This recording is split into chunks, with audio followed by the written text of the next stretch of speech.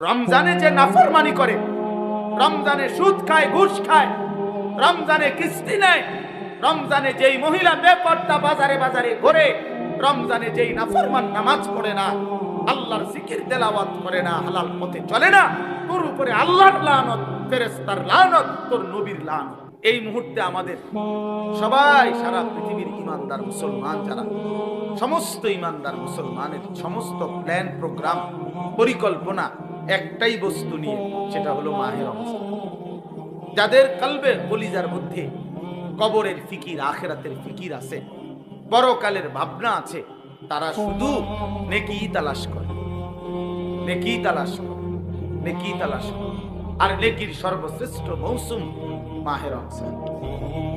মাহে রমজান আল্লাহর প্রিয় বান্দারা নেক তালাশ করে, নেক তালাশ করে। হাদিসের মধ্যে বহু সাহাবী এরকম প্রশ্ন আছে নবীজির কাছে, যারা কোনো না কোনো আমল তালাশ করছেন। ইয়া রাসূলুল্লাহ, আমার একটা আমল বলে দেন, আমার একটা বিষয় বলে দেন, আমার একটা বাক্য বলে দেন, আমার একটা কথা বলে দেন। এইভাবে খুঁজছেন, শুধু আমল খুঁজছেন। কেন? আমার নেকি দরকার, আমার নেকি দরকার। দুল্লানি আলা আমালিন আমিলতুহু দাখালতুল জান্নাহ। এক সহজ সরল সাধারণ সাহাবী আয়েশা নবীজিকে বলছেন, ইয়া রাসূলুল্লাহ, আমাকে একটা আমল বলে দেন, আমল করব আর আমি জান্নাতে যাব।